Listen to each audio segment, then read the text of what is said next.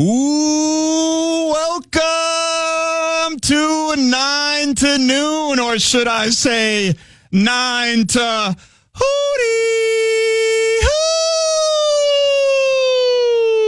hoo. I know what you're thinking. Damn, PA sounds a little bit blacker and a whole lot sexier today, but make no mistake about it. My name is Max Fuller, a.k.a. Leonardo DeMax Prio, a.k.a. Fro Tarkenton, and I'm filling in for old Polly Wally today as he rests his vocals down Denver way. I know it's an impossible task, but I will try and fill the PA-sized hole in all of our hearts. If this was the power trip, I'd make a joke right there, but I will resist the temptation for now. You already know that in order for me to be in this chair, the list of people who said no is as long as Dikembe Mutombo is tall. Our program director, our fearless leader, Chad Abbott, tried asking meat sauce, but Sauce texted back and said, new hair. Who dis? He tried asking Muss, but Muss said the show was between his prime drinking hours of 12 a.m. and 12 p.m. Abbott even tried asking Tackle Terry Tuma, but Triple T said he was too busy filming his new adult fishing show, The Wet and Wild Hour with Tackle Terry. Abbott even tried asking Mouth Guitar Guy of Minnesota State Fair fame, but he said, meow, meow, meow, meow, which means that he's recording a new song with Taylor Swift. So Abbott had no choice but to put up the Maxx signal and let me host the show. I'm joined by my lovely friends Brett Blakemore and Zach Halverson as we await the arrival of Gophers men's basketball superstar Parker Fox. How y'all doing today? I'm doing great. It feels weird being in this chair. This is the first time ever I've been in this chair. Look at that. Yeah, it's neat. So I appreciate Parker being, fashionably next late. man up. You know what I'm saying? That's right. I live my life that way. Just be on the depth chart. You'll get your shot eventually. So, no, I'm happy to be here. And you're going to do great, Max. Hey, thanks. I appreciate it. How you doing, Zacho? A lot of careers have been made because of other people being late. So, Yes. This is interesting. We've had other moments where, we've had obviously many opportunities on the air together, but never, I think, during the week like this. So this is cool, especially I know, right? 9 a.m. on a rainy Wednesday morning and thunderous Wednesday morning, but I feel like Paul Rudd right now in that meme. Who would have thought? Who would have thought? Me. Not me. No. Who would have thought? Actually, I think the very first time I was on with the power trip was because PA was late. Yep. It was the only time I've ever known him before or since then to be late.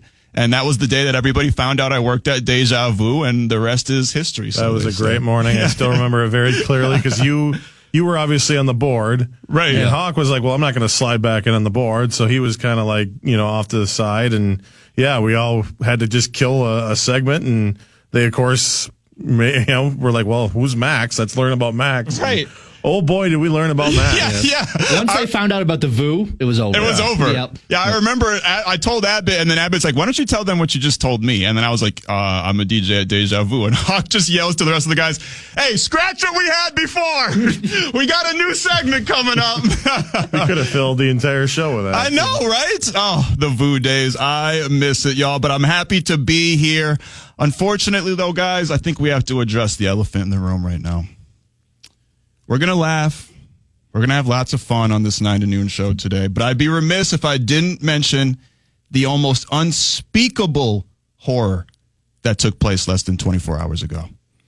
Yesterday was a sad day in American history, Brett and Zach. There's been a lot of sad days in American history, but yesterday was among the most depressing. Bill Shakespeare himself couldn't have wrote a tragedy this heart-wrenching. I'm not even sure if I can get the words to come out of my mouth without bursting into a puddle of tears, but I'm going to try, guys. Yesterday, we found out the devastating news that competitive eater Joey Chestnut is being banned from this year's Nathan's Hot Dog Eating Contest. Major League Eating, which is a real thing. I'm not making it up. Major League Eating announced yesterday that Chestnut is being banned from this year's 4th of July hot dog eating competition due to his partnership with a rival vegan hot dog brand. Joey Chestnut, for the uninitiated, is perhaps the greatest American athlete of our time, having won 16 of the last 17 Nathan's hot dog eating contests. I was so distraught by this news, y'all. I almost didn't even make it into work. I thought this was America. I had a hard time waking up this morning. It's, getting out of bed. You can't do this to the Glizzy Gladiator. Here's my thing, though. At what point is Chestnut bigger than the event itself? Because he is the like Kobayashi was the guy. Yeah, wrong time for him to retire. Exactly. By the way. Oh yeah, he could make a great comeback right now. Kobayashi, who could forget? But Chestnut is the guy. Like, could you name another person? I couldn't. Not really. No, he's the Glizzy Gladiator, the throat goat, the weenie warrior, the Attila the Bun, the throat goat. There's another. The video. hot dog harbinger. Yes. I mean, what's next? Is LeBron James going to be banned from basketball? Samuel Jackson's going to be banned from saying MFer? Well, I mean, that's what this is about, right? I mean, that he was just too good. They're using this as an excuse, it's the vegan thing. I don't think it has anything to do with that deep down. I think they're tired of the same winner over and over and over again. They probably don't like the fact that they can't control him as much as they like to and profit off of him as much as they like to. So the way he has gone about and the way the competitive eating world is, and we all know and we all we're well versed in it. Yeah, of course. Immersed. If there's anything I've said, we're all elite major league eating minds. I've always said that. But it's kind of like, I guess it's kind of similar to the Caitlin Clark debate thing. It's like, but we're watching for Joey Chestnut, Like I wouldn't. Did anybody really pay attention to the Nathan's hot dog eating contest before Joey Chestnut? I mean, he's brought a whole different light on it. You can't ban the throat goat. How is ESPN going to have their headline of Chestnut wins again? Like, who they're going to say, oh, Jimmy Two Thumbs over there won. Like, who cares? Yeah, exactly. No it's just cares. I'm heartbroken. The over-under bet on how many Chestnut hot dogs would be eaten. I mean, that is a tradition, a new tradition. Right. But as good as a tradition as fireworks or anything else on the 4th of July. It's part of the 4th of July American tradition at this point, isn't it, Zacho? I mean, it's just as American as fireworks and hot dogs. What the Staten Island Tourism Board feels about this, because the economy in New York might crash. The Chestnut economy. Coney Island is phony island from here on out. What are they going to do with all the extra hot dogs? And if you're the winner, do you even feel good about it? You didn't beat the man. No. You didn't beat the goat. It's like if you won an initials major and there's no AJ. You know what we need to do is we need the folks from Live Golf to come in. Yeah, where are the Saudis to rival? We need a Saudi hot dog eating contest to replace the new one in London's going to be spearheaded by Joey Chestnut. I wonder if he will start his own thing. He did say on Twitter the other day, "You will see me eat again." So he's not retiring. He'll be back. But it's like the end of a Marvel movie where it's like Joey Chestnut will eat again. Yes. He has not devoured his last hot dog. I can't put it better than John Kriesel said it on Twitter. America needs Joey Chestnut more now than ever before. Sometimes we're a divided country, but nothing brings us together like Joey Chestnut. It's the great unifier. The great unifier of all unifiers. I just don't get this move because, like it's not like golf or even like poker where like the golfers show up and they're wearing their own stuff and they can have their own sponsors. Yeah. Phil's got the whatever KPMG is still. Don't make enough money to know what that means. Where Nathan's like, you have to wear the Nathan's hot dog jersey. Like he couldn't even bring a shirt that said his sponsor on it. Like I said, the business side of this doesn't make sense unless it's some sort of personal vendetta trying to change this, maybe make it more competitive because as we all know, I mean, when it comes to Vegas bets and everything, it's a lot of times it is, you have to bet on who loses less to Joey Chestnut. It's who's going to finish second. And because there's it'd be off the board if you were to bet on him. So, I don't get the controversy. Maybe this is part of it. Maybe this is what it is. Maybe this is, we're less than a month before. Let's draw up some controversy and then they'll let him in. And then we're like, we all look stupid because we fed right into their publicity trap. But What a weird story to come out yesterday. It's such a weird story, but it would be a great bid if they do like last second let him in and he's just like, oh God, that's Joey Chestnut's music, and he just comes running down the aisle like Stone Cold Steve Austin and the Ultimate Warrior combined. As a texter put it on the text line, whoever wins this year, they'll have an asterisk next to their name. Absolutely. You're not the real champion until you defeat Attila the Bun himself. I'm not sure that we can move on from such a tragedy, but we will merely try to distract ourselves from the pain throughout this 9 to noon program. We got plenty of friends helping us along the way. Thanks to Zacho and Brett Blakemore for joining me on this first segment. We got Lynx superstar and potential 2024 WNBA MVP, Napheesa Collier. She'll be joining the show at the bottom of the hour to talk about the Lynx big win against the Aces last night, her selection to the 2024 Olympic team, and much, much more. We got frequent 9 to noon contributor, an all-around elite Vikings mind, Alec Lewis of The Athletic, joining us right around the corner to talk Vikings, because you can't have 9 to noon without dipping your feet into the purple and gold pond. Alexis Pearson will hop on around 10:30 to help us break down the Stanley Cup final with some PWHL talk mixed in, since she is the Vox of our latest championship team here in Minnesota. Plus, we got a couple of new voices coming to the fan airwaves. We've got Tom Schreier of TwinsDaily.com. He's going to be in studio telling us what's been happening with the Twins, since nobody in the Twin Cities can freaking watch them unless you have Maxx TV, which, no, I'm not going to send you my link to my bootleg website. Please don't ask. Plus, we got a 2-for-1 wrestling combo with Rob Wilkins, a Minnesota-based wrestling journalist, and local wrestler Big Cat Bill Williams, which is just a freaking phenomenal name. He's one of my favorites. I'm not going to just call him Bill. I'm going to call him Big Cat Bill Williams every single time I refer to him. Both are coming in the 11 o'clock hour to talk all things wrestling. And, of course, the star of the show is you. Yes, you, the lovely listener. Whenever I'm hosting a show, that show becomes the People Show. So we want to hear from you. If you got any questions for me, for Parker, who should be in here shortly, for Zacho, for Brett, for any of our guests, and you want to holler at us about anything in general, there's a plethora of ways to do so. You can shoot us a text at 64686.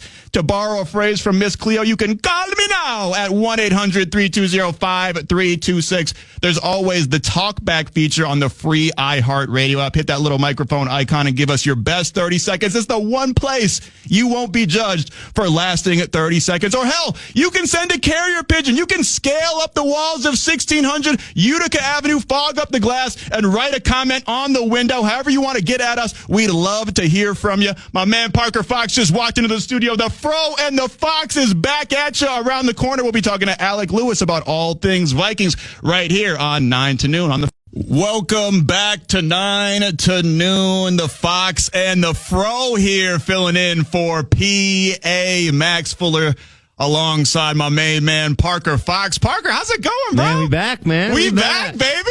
This is exciting, bro. It's exciting. Good to see you in a tank top too today. It's always nice to see those arms out. I know. I got to show off the guns. You know, on my way in here, someone was like, "Dang, I didn't know Dwayne the Rock Johnson grew an afro." And I'm like, "No, please. It happens to me all the time." But my name is Max.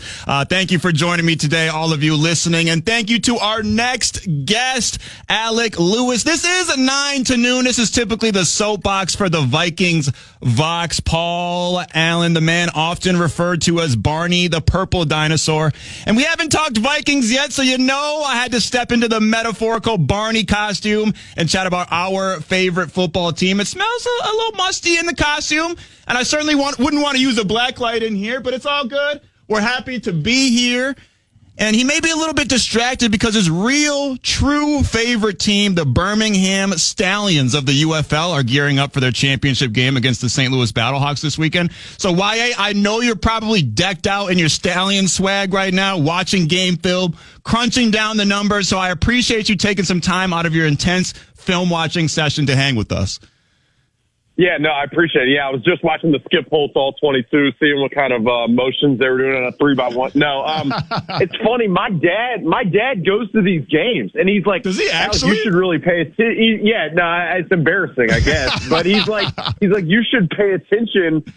There's going to be some guys here that go to the NFL. I'm like, yeah, I mean, hopefully, like, otherwise, what's the point of the league? But no, it's actually crazy. They've been kind of a juggernaut, and I think part of it for him is like I don't know. It reminds him of his childhood. Like he used to go to USFL games when Herschel, when it was like legit. So Yeah. I think that's it for him. But good team. They win a lot. And I know Vikings fans are hoping that happens in Minnesota this year. And it's not going to be easy. I'll tell you that. It really ain't going to be easy. And actually, leads me right into one of my questions. How do you, this NFC North is going to shake out to be crazy competitive this year. I mean, you got the Lions, who have obviously shown that they're one of the upper echelon teams in the NFL. The Packers are, and the ascension of Jordan Love. It's curious to see what's going to happen with Caleb and the Bears and on their new revamped offense. And then you got the Vikings with J.J. McCarthy, Jets. We got, Dallas Turner on the other side of the ball. How do you think this NFC North is going to shake out this year? It's kind of going to be crazy competitive, don't you think? The Vikings can still have a really good season, and they might end up fourth in the division.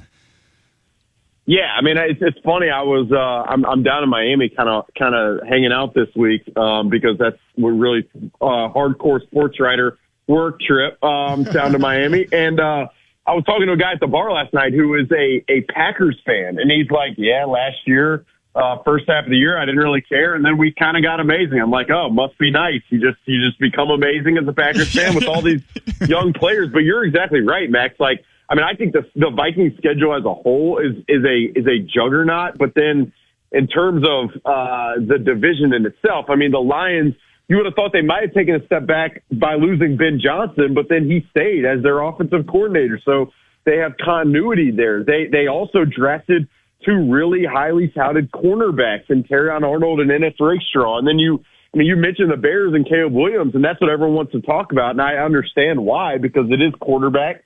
And he is an incredible talent, and it's going to be interesting to watch him. But they also added Keenan Allen, who at his age still does what he does. And then they drafted Roma Dunze at receiver. So it is just, I mean, yeah, the division in itself, it's so crazy because like 2 years ago, the Vikings looked at it in 2022 and they saw their talent on their roster and they saw the division as a whole. And they're like, we can win this thing pretty easy. In 2 years, the whole thing flips, and you're like, how are we going to not finish fourth? And it's a brutal place to be. And you mentioned it, but I mean, I think in some ways nationally, the Vikings are maybe a little unheralded just considering how good the other teams in the division are. But I mean, you look at the rest of the Vikings schedule in playing the Texans, a team that has really elevated their standing, playing the 49ers. Obviously, it's going to be tough. I mean, it is just up and down.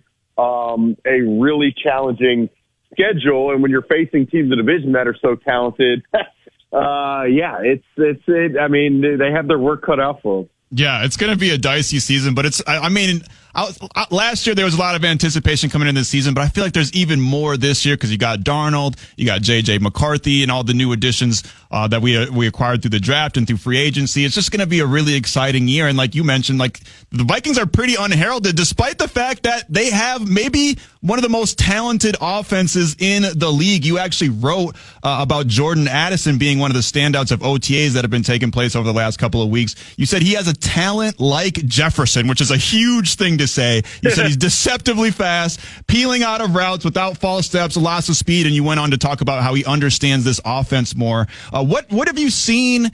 What do you think the ceiling is for Jordan Addison this year after seeing what you've seen in OTAs?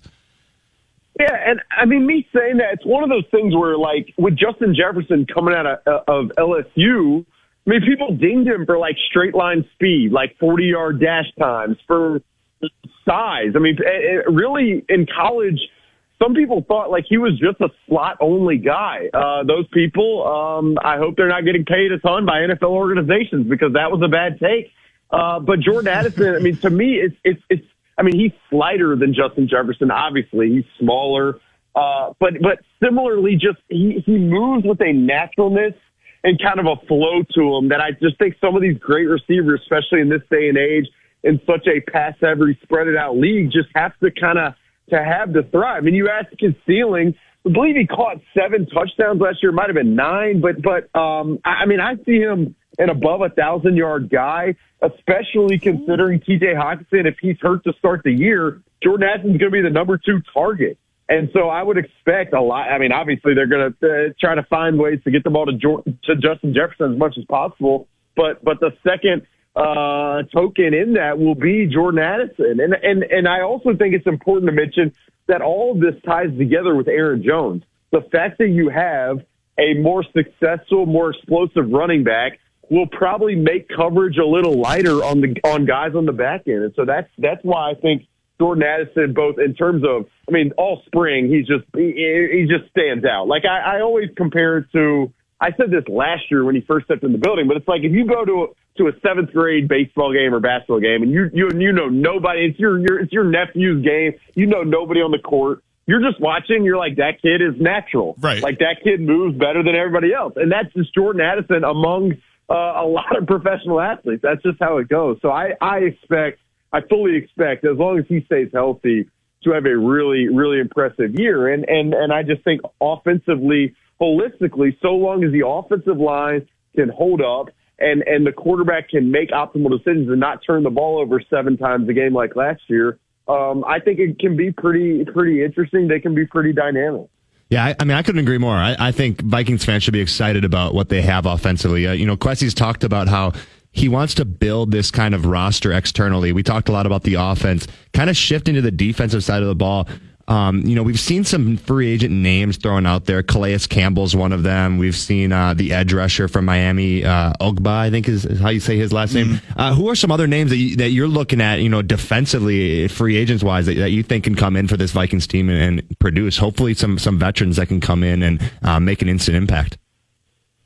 Yeah, what's interesting, like their whole, I mean, I remember going back to Indianapolis at the Combine, and you're mingling and bouncing around bars in Indianapolis and talking to agents and team people and all that stuff. And one of the themes from those conversations before free agency even began all the way back then was they were going to spend money in free agency on defense. And they did that with Jonathan Grenard at edge rusher. They did that with Andrew Van Ginkel. They did it with Blake Cashman. They did it with Shaq Griffin, the cornerback who, Josh Metellus told me last week, he's like, I think this guy, in terms of a leadership, it reminds me of when Patrick Peterson came in the building. So they've made a ton of additions, but Parker, I think you're right to bring up, like they have cap space if they want to allocate it from this point forward. Now, the question to your exact point is like, where would you do that? To me, the obvious spots are on the interior of the defensive line and at cornerback defensively. I still think even with Shaq Griffin at cornerback, more reliability, even with Byron Murphy Jr., it would be really nice. More depth would be really nice. I also think defensively on the interior, like they brought in Jerry Tillery. It's a low-cost signing with some potential upside for him as a pass rusher, but they're probably going to lean heavily with Harrison Phillips again and lean into Jonathan Bullard. So more depth at that spot, to me, makes sense. That's the thing. Like last year, throughout the duration of last year, Kevin O'Connell and Kwesi talked a lot about just needing depth, wanting the roster to be just more well-rounded. And I think in a league where the margins are so slim, the idea that you have multiple waves in the event of injury, which always happens, is a plus. And so to see them allocate any money at those two positions, I wouldn't be shocked. I also think wide receiver 3 to me is still a spot of potential needing to be to be added at. Jalen Naylor looked good in these training camp practices, but then he gets hurt frequently. So I don't know how much reliability you can have in him. And there are some options on the market like a Hunter Renfrow that would make sense. So that's the name I was going to ask about. What they do. Yep. I think they want a lot of cap space in 2025 when potentially J.J. McCarthy's starting. You can really allocate money in a lot of different spots. So we'll see how they manage it. It's going to be interesting to watch. Talking to Alec Lewis of The Athletic, a.k.a. YA. The Vikings released their training camp schedule yesterday. Everything kicks off on July 27th and runs through August 8th. There's plenty of opportunities for fans to go out there and watch them, so make sure to go to Vikings.com and check that out. YA, one of the things that we're always in tune with heading into training camp is position battles. What are some sneaky position battles that you're looking out for in training camp?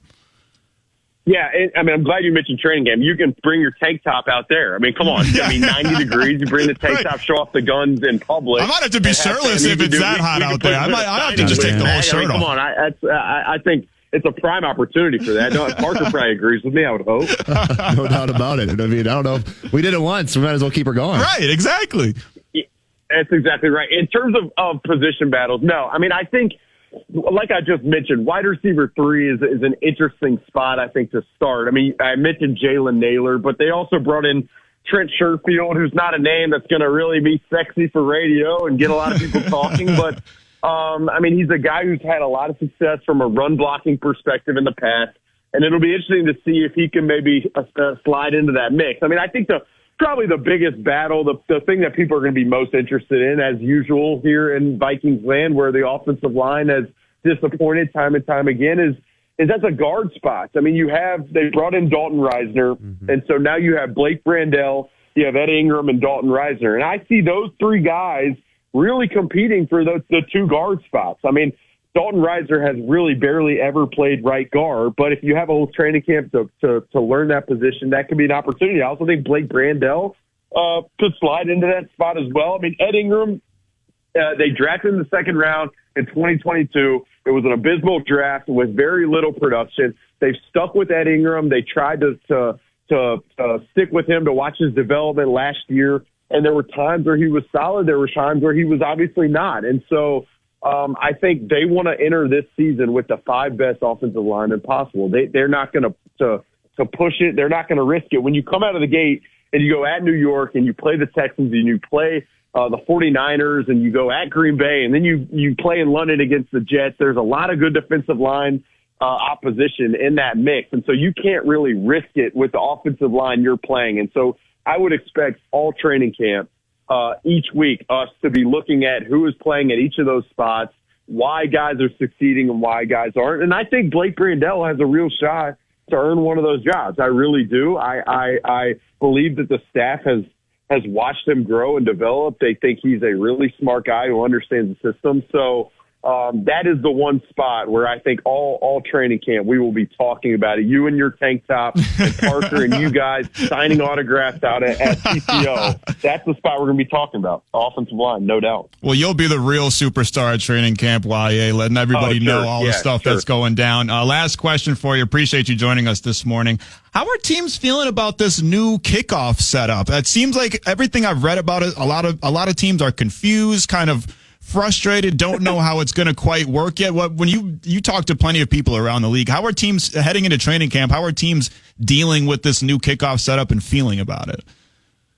Yeah, I mean, I think it is like it's like blind dating. I mean, it's like a total opposite. You have no idea, and everyone's kind of trying their own deal, and we're going to see how it works. I mean, it's funny or not funny. I mean, it's interesting. Like in some of these OTAs practices, they have not shown us any of that, any of their strategy. Really? There have been no simulations of what they're planning to do. And I don't know if that is they are still strategizing. I don't know if that is they don't want us to see it and tweet it out, even though I don't know if I'd be able to give you the intricacies of the scheme and what they want to do. So hopefully around training camp, I get to sit with Matt Daniels, the Vikings special teams coordinator, phenomenal guy, really smart guy.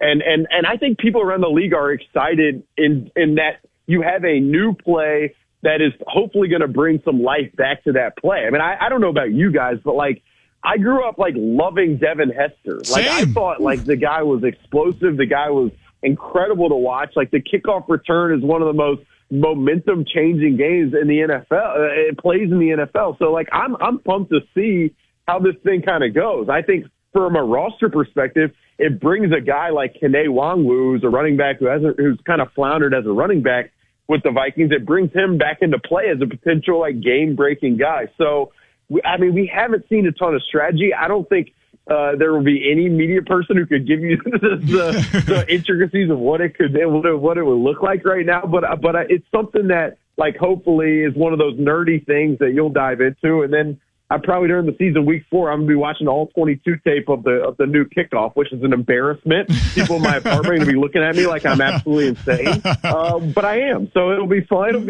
I'm looking forward to it. I really am. It's like an entirely new play in the NFL. How often do we get that? It should be fun. I know. It's one of the most, I think it's fair to say it's one of the most radical changes that the NFL has made in decades. And like you said, it could open the door for more Devin Hesters to appear, which he was one of my favorite players growing up. I bought his jersey out of the back of some dude's trunk in Minneapolis, 4 for $100. It's just a triple XL jersey. It still doesn't fit me to this day, and I was wearing it in middle school. But either way, YA, we appreciate you joining us today on the show. Hopefully the sun comes out down there in Florida way. But either way, you're a star and you're always shining.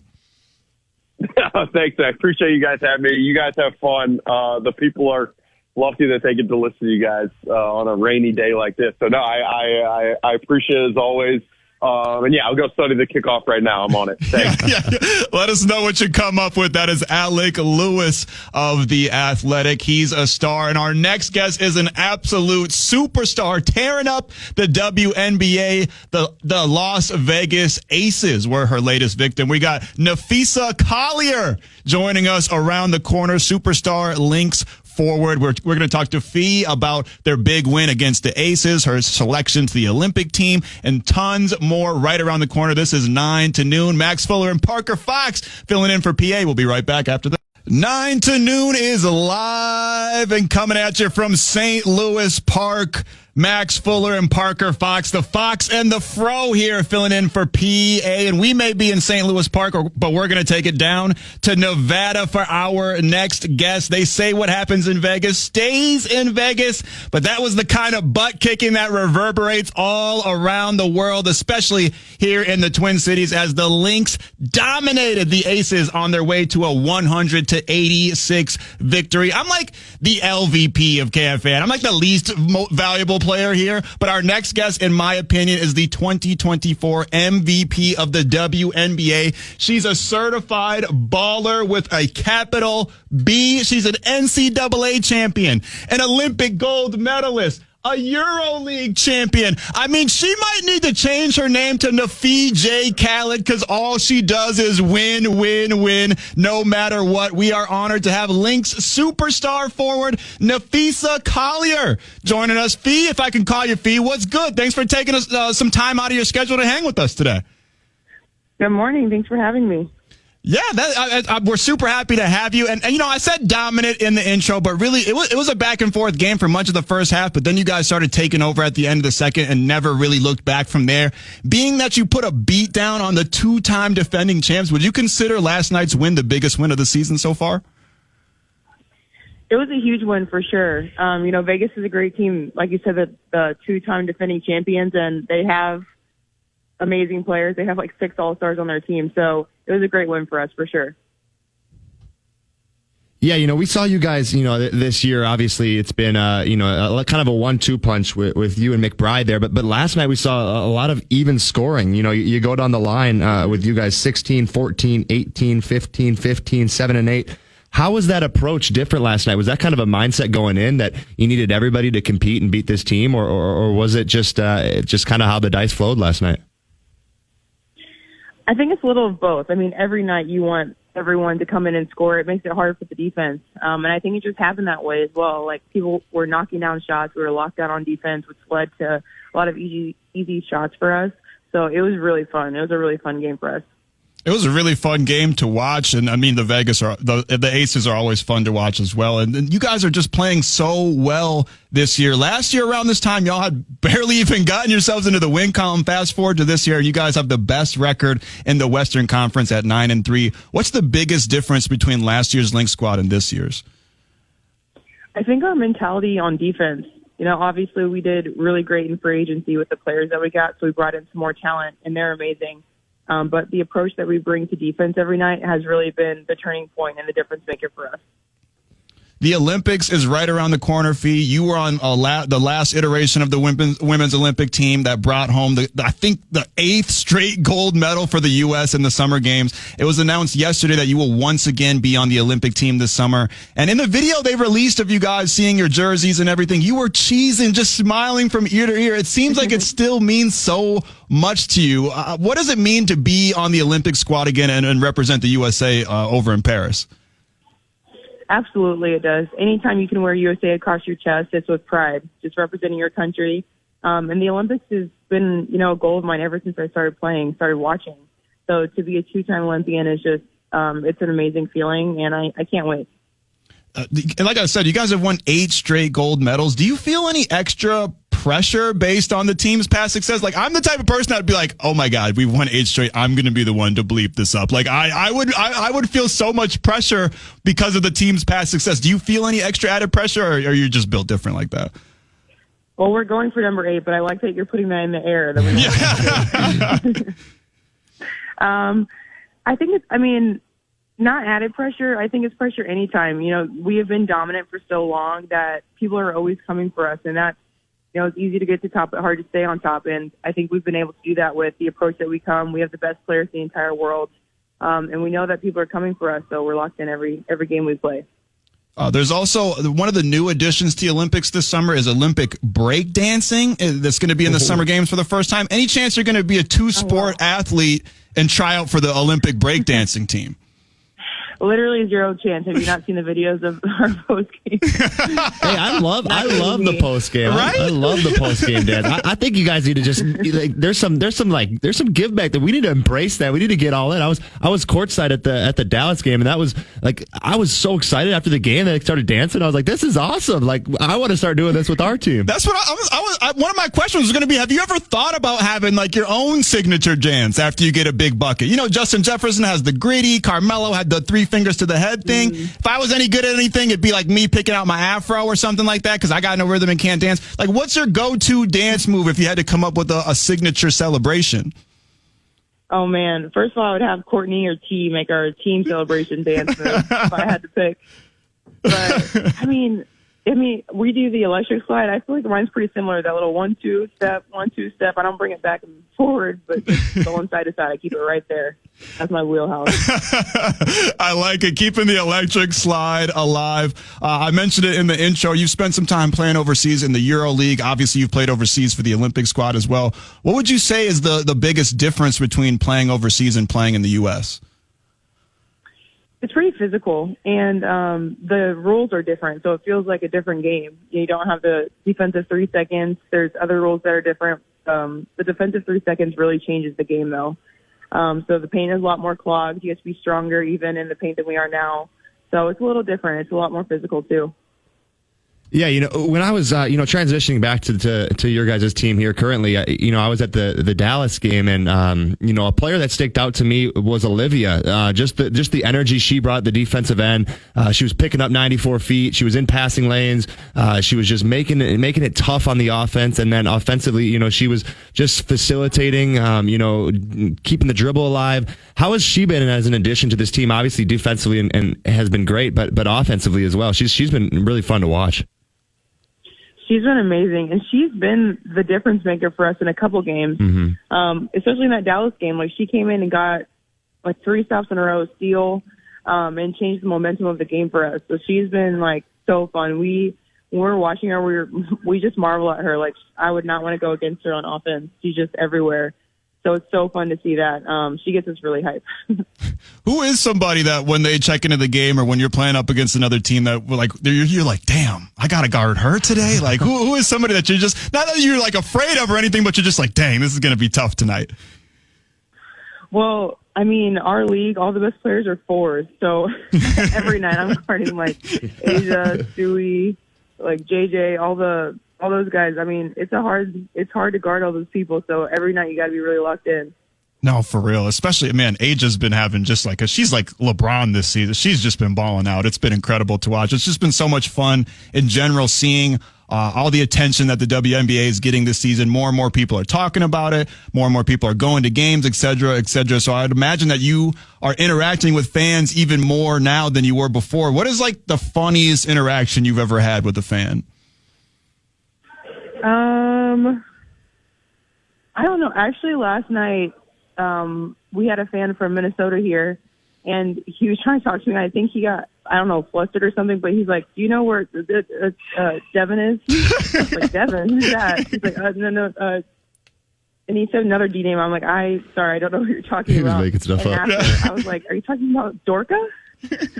I was just like thinking about it because it was like so random, but I think he's talking about Dorka, but I don't know if he got flustered. he got nervous. Like that, I feel like stuff with kids is really fun, but He was just hoping to say something to you, and then he was like, "Oh, I got to this point. Right, I don't know what to do now." Yeah, right. I didn't plan this far ahead. What do I say now? Hey, I'm Napheesa. Nice to meet you. I mean, you're Napheesa. Oh no! Oh my God. Oh, that's exciting though to have fans. I think that's such a fun thing when you're on the road and you got your own fans there too. It's always encouraging. Looking forward to Friday. You got you're back home. You got LA in town. What's there to expect? Obviously, Cam Brink has been a big name for LA coming in there. But we're at our house on Friday night. What's there to expect with that LA team coming into town? yeah, I think it's going to be a good game. We beat them by a lot over there, but they didn't shoot well, so I expect they're going to come in and they have things that they want to get better at for this game. So I think they're going to be locked in, and we got to come on our A game. We're talking to Napheesa Collier, NBA or WNBA superstar for the Lynx. She's been balling out of control. I said it in the intro. I think she's going to be the WNBA MVP this year. Fee, when are we getting a signature shoe from you? When are we going to get some Air Fee ones? I mean, you're balling like crazy now. We got to get your own shoe. Talk to Nike, man. I'm on your side. You got a better connect there than we do. Right. just send me a pair if something happens. I just putting that out there. Just give your boy a pair. I wear a size 12. You know what I'm saying? I got you. Appreciate it. Parker just mentioned Cameron Brink, and this new rookie class that's come in has just been lighting it up from attention wise and just on the court in general. And when rookies come into any sports league, I feel like there's always a few vets that give them that little extra when they're up against them. And I think we've seen that with some of the rookie players this season, like Caitlin Clark and Angel Reese. What was your sort of welcome to the WNBA moment when you were a rookie that sort of made you go, whoa, this is a completely different game than college? It was actually going against my former UConn teammate, Kia Nurse. We were playing, she was at New York at the time, and Cheryl was trying to put me at the 3 position. I'd always been a 4. And Kia dropped 30 on me. I mean, she was just running out off of stagger, ball screen, in transition. Like, I had played with her for 3 years, but I didn't realize how fast she was, so I had to guard her. And she lit my ass up, so she got me. Does that sort of happen when you're playing on the Olympic team, too? That, like, you someone that's a friend but also a rival? Is it kind of hard to make that balance when you're teaming up with people that you're also playing against in the WNBA? Like my teammates on USA, or when we go against people that are my teammates? Okay. Sorry, did you say for my teammates? Is it hard, or is it when for you? Like is it hard to kind of to distinguish that line because some of these people are your friends? Is it hard to sort of get that competitive edge up on them, or is it more so because they're your friends where you're like, I'm about to ball out on her tonight? I think it's that, like, your friends, though, and your competitors, we're playing at the very elite level, so everyone's super competitive. So you definitely want to show out, and they know you more than anyone, so it's even harder. So you want to work even harder. So I think it gets pretty competitive. Yeah, and I think with that too, when you talk about, training camp for the Olympics, and you get everybody, you get the best players in the league all in the same gym, and you're competing and you're going at each other. Like that's got to be something that you look forward to as a competitor, where it's like, hey, I get to not only do I get to play these girls night in and night out, but now I get to be on the same court with them. I get to learn from them. I get to compete against them. Is that something that you really look forward to as still a young player in your career? You got a lot of years left. This is an opportunity. You can go into this Olympic roster and say, hey, I get the best players in the world here. How can I learn? How can I bounce ideas off of each other? Is that something you guys do at a pretty high level there? Yeah, when we get together for USA, it's awesome. I mean, it's just like such elite talent, and to play with that and to learn from the veterans like Diana, this is her 6th Olympic gold medal she's going for. Just the experience there, getting to see how she sees the game and what she's learned, it's really amazing. It's fun for sure. Have you ever been starstruck playing on the Olympic team with any of these ladies that you grew up kind of watching? Have you met? Is there any player that when you first played against them that you were a little like, oh my God, I can't believe I'm playing against so and so? I don't think so. I mean, not to brag, but a lot of the greats came from UConn, right? That's facts. I met them before the league, so definitely cool. Like, it's cool to see people that you've watched on TV and to play with them and against them. But I'm not really a starstruck kind of person, to be honest. You're just built different because I would totally be flustered. I'd be like, oh my God, like that's LeBron James. Like I'm going to go dap him up in the middle of the game. Like it would be hard for me to lock in. Fee, you mentioned Breanna Stewart earlier, and you guys are actually the co-founders of the Unrivaled League, a new 3-on-3 women's basketball league that's set to debut in January 2025. For those that don't know, what is Unrivaled? How did you and Breanna come up with the idea, and what has been the process of getting this thing off the ground?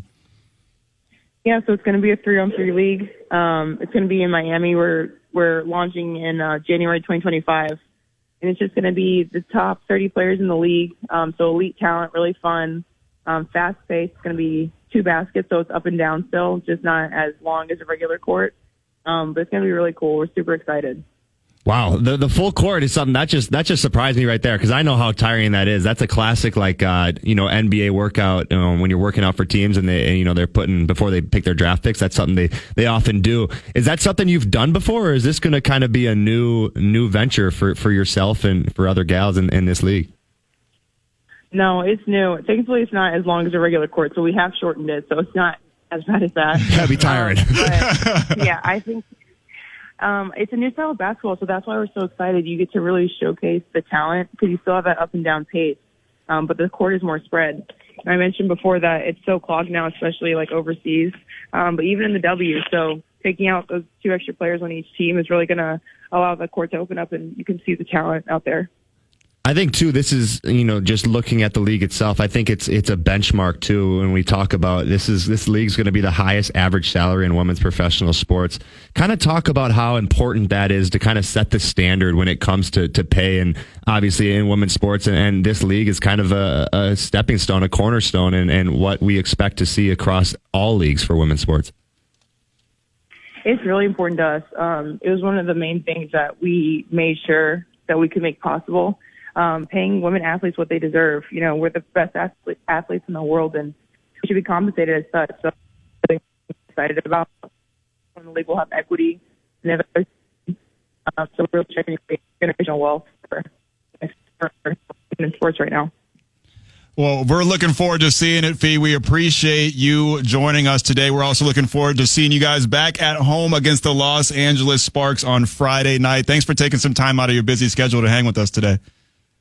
Thank you. Appreciate you, Fee. And don't forget, send your boys some Air Fee 1s when they come out, okay? Size 12. Don't forget it. I got you. Appreciate it. That is Napheesa Collier, the future MVP of the WNBA. We appreciate her joining us. Like I said just a second ago, you can catch the Lynx playing the Los Angeles Sparks at 6:30 Friday night, and you can hear all of that action right here on these very airwaves, KFAN. Second hour of 9 to noon around the corner. Me and Parker Fox are going to talk about the NBA Finals, what's going on with the Gophers basketball team, and much, much more. Stay right there. We'll be right back after this.